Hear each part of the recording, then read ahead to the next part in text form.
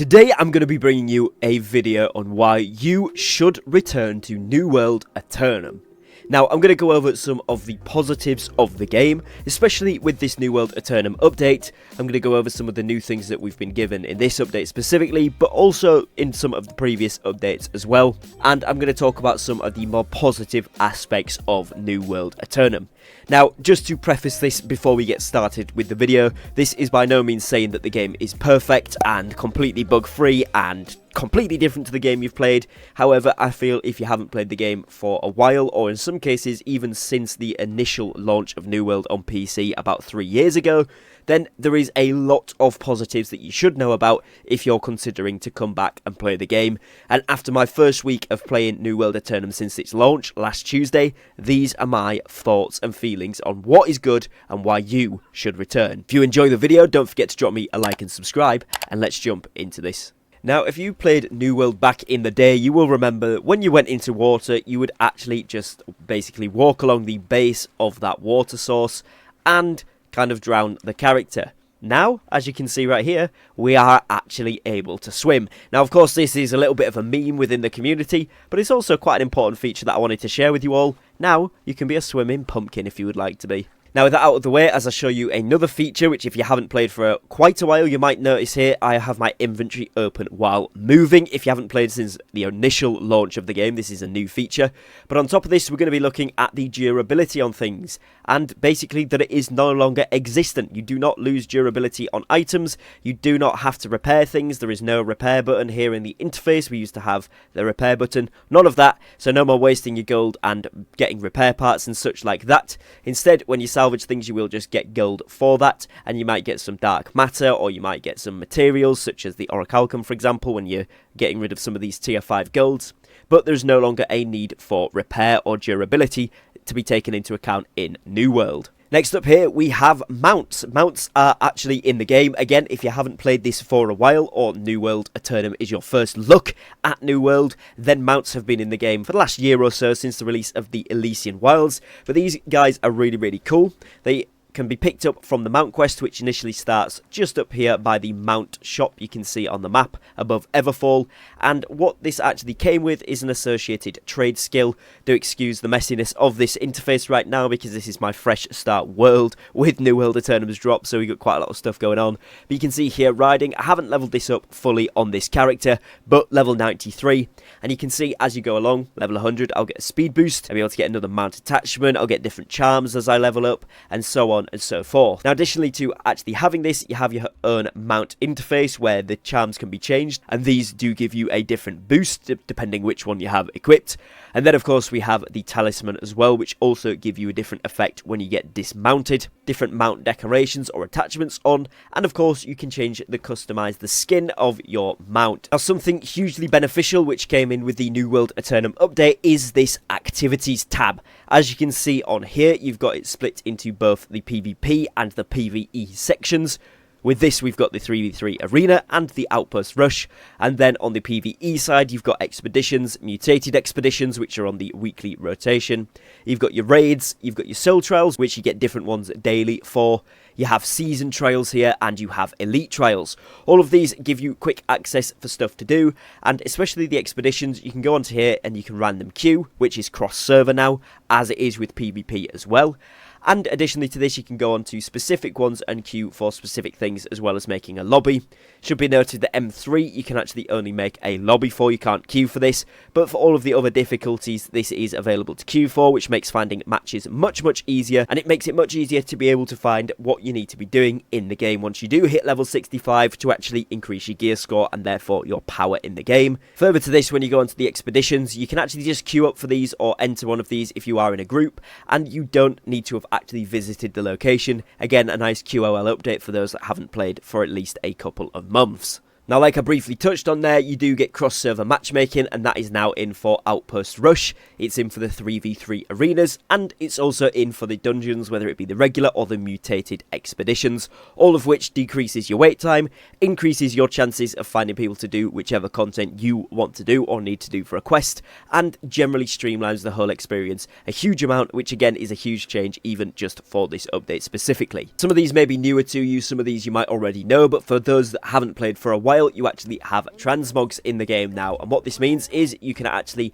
create a transmog outfit for your character. So as you can see, I've got here the pumpkin hat, which I've dyed the white colour with the sort of bronze stalk and glowing eyes. Pretty cool. I've also then gone for a Halloween sort of dark themed outfit here, which is really nice. You can also go ahead and change things like your musical instruments. So if I wanted to change one of these, you just click onto it, click change skin, and again go down here to your tool section, and you can see you can apply these if you've got them.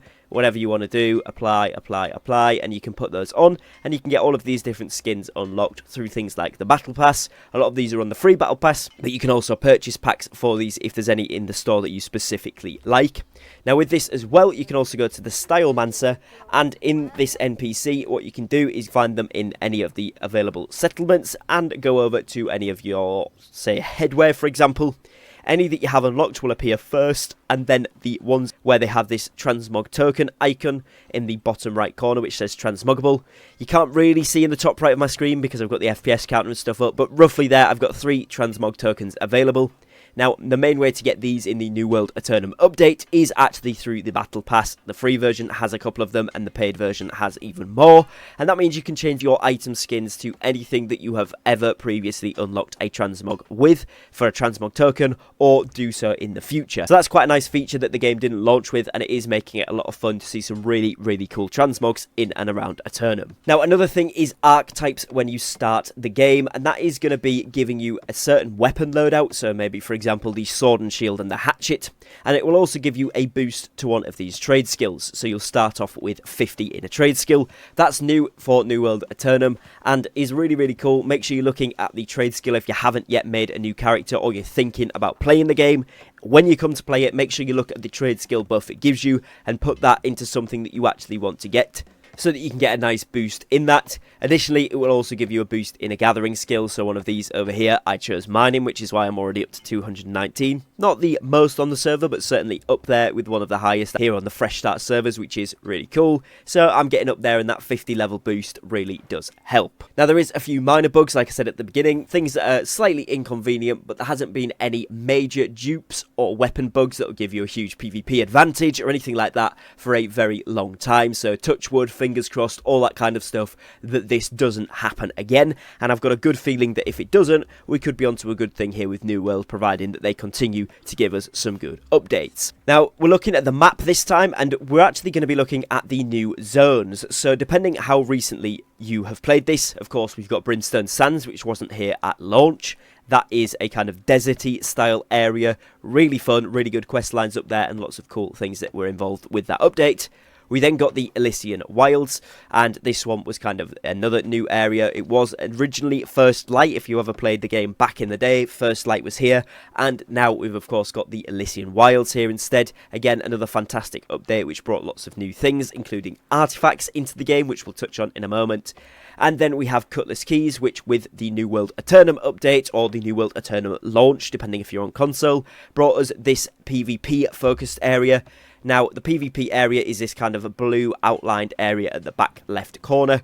All of this is a regular zone, and you can just go here and do some questing. There's an elite zone down here, and you can get a new currency called doubloons from this. You can get that from any chest in the area, but they are more abundant, of course, in the PvP area. But if PvP isn't your thing, you can still go around doing these daily repeatable quests and doing the elite zone runs when they're going on in chat, and you will be able to get loads of these doubloons. With the doubloons, you can go to Cutlass Keys, and in Cutlass Keys, there is this new Well of Fortune. Now, in here, you can swap your doubloons. You can actually swap them for some artifacts if you want those. You can also swap them with a gold cursed coconut, which is a item that you can get from specifically the PvP enabled area, so the free-for-all area, which with 1500 doubloons you can actually get yourself a guaranteed 725 piece there. Or you can of course grab these specific weapons for 750 if that's something you want.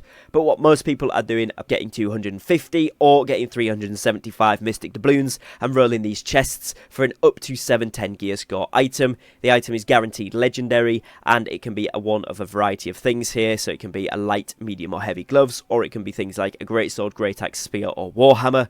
You can of course do this for trinkets as well, and the main thing that you want to do with this is going into the gold cursed epic crate, getting 3 of these per day for your doubloons, and you get a chance that you can get a 725 item out of here if you are very lucky.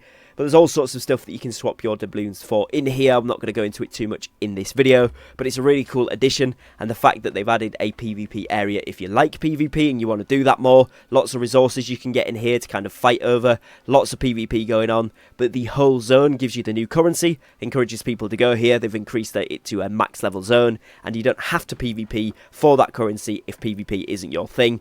In my personal opinion, I think this is one of the better updates that they have done and one of the cooler things that they've added, so I really like this update, and I think it's worth knowing about if you haven't yet looked into New World Aeternum. Following on from things that I think are good updates, this right here, the race timer. So instead of doing the influence races where you would go to the settlement, you'd pick up a PvP quest, and you and all of your guildmates would continuously run these quests back to back to back to back to back until you threw a territory into conflict.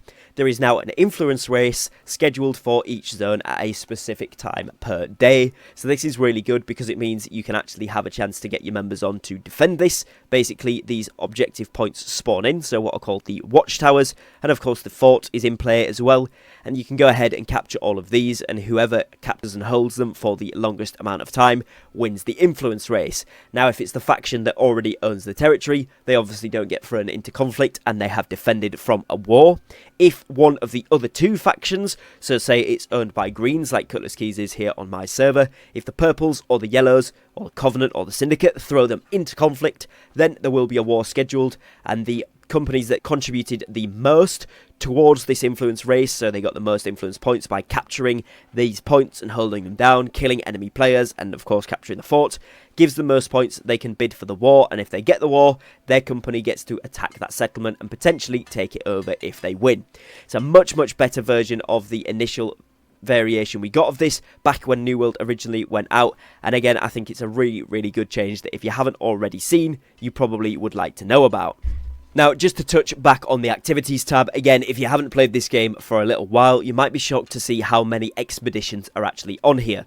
When we first started the game, we just had these initial 6, and only 2 of those were level 60 endgame expeditions. Now, we also have all of these other 6 here, so we've got 8 level 60 plus expeditions. Obviously, 65 is the new level cap. And if we go into the mutated expeditions, you can see this week particularly is a good example because we have the Starstone Barrows, which incorporates Amrine Expedition and Starstone combined into one mutated expedition. We also have the Depths, which is a level 45 expedition normally, but has been mutated to be another endgame one, and that goes for all of these regular ones. So like I said, those two are combined. Then you have the Depths and Dynasty, which are not normally max level, but at mutated they are, and actually the Depths is pretty difficult.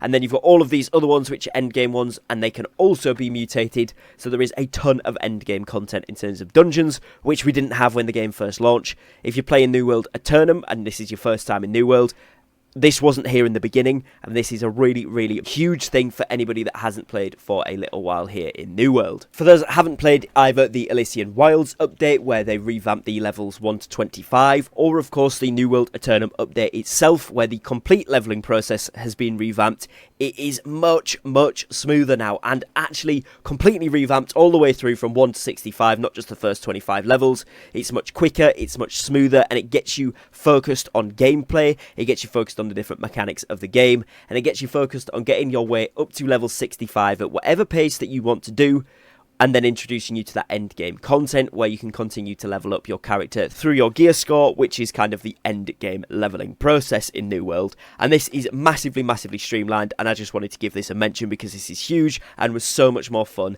playing through it this time in the New World Aeternum update. Now, one last thing I do want to touch on here is the raids. Of course, we've got the Hive of the Gorgon. This one was added with the New World Aeternum update itself, so this is fairly new to most people. I've played through this on the fresh start servers only, so I've only managed to kill the first boss and try the second boss a couple of times. It's very challenging, especially for lower gear score players, but I think once we get that up, we'll be able to get in there.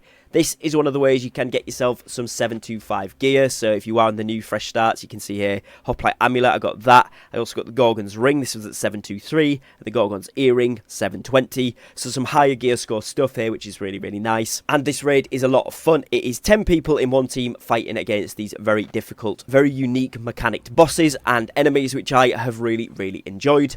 Now, along with this, they also have season trials. Worth noting that these are like basically mini raids as well. Obviously, the hatch Factory and the Winter Rune Forge. They're slightly different to the Hive of the Gorgons. They're not quite the same full raid style, I would say, but they are still really fun, and there can be 10-player groups doing those as well. And then, of course, you have things like the Elite Trials, which is going to be the Sandworm. This one is a 20-player boss raid, just fighting the Sandworm. It's quite difficult, again, on Fresh Start. Not many players have managed to do this yet. 700 to 725 recommended for this one. But if you haven't played for a while, I know that this has been in for the last few updates, but for anybody that hasn't played since the initial launch, it's worth knowing about this as well. Now, there is a ton of other additions to the game. I'm not going to drag the video out too much longer. I just wanted to kind of go over some of the positives, because I've seen a lot of people kind of talking about good things, bad things, yada yada, here and there. But what I wanted to do is just jump in and make a video on some of the positive things here. So, just to quickly brush over a couple of really cool things. You've got heart gems, if you've not seen those before. You've got artifacts, so things like this Cowl of the Power here. You also have rune glasses, you have better potions, so you get regen serums, you get Desert Sunrise food buffs, which decrease the potency of dots. You also get food buffs that increase your stats by things like 44 or 48 points. And there is also a load of other stuff that has come out, like things storage being universal. You can go to any storage point in any town and access your storage, bring items to and from wherever into your inventory and put them wherever you want from whichever storage you're at, which you used to have to literally go to that town storage to put it in there. That's no longer there. Tons of QOL updates, and the smoothness and stability of the game in general has been really, really good, at least for me, since I've been playing for the last week. So obviously now we do have cross-server experiences going on. I am on a cross-platform server, so I'm playing with people on Xbox, PlayStation and PC, which is super, super fun. You've also got console-specific servers and legacy servers for PC if you want to just play with people from that one console. And of course there is an event on right now to do with this, so you can get yourself some particularly cool red, green or purple skins for each of the weapons by going into streams and getting lucky with giveaways that they're doing there, which is basically to celebrate the release of New World Aeternum on all of these platforms. So that is going to be it. That's kind of my positives, why I think you should return to New World Aeternum here in 2024. If you have enjoyed the video, drop a like and a subscribe down below. It really, really does help me out. Leave me a comment whether you agree with me, whether you think some stuff is good, what you like, what you don't like. Let me know down below in the comments. I'd love to hear your thoughts on what you think so far of the New World Aeternum update or New World Aeternum release, depending if you're a console player or not there. And other than that, make sure you subscribe with the notification bell on, because I'm going to be covering tons of New World content here on the channel very, very shortly. Thank you for watching, take care, and peace!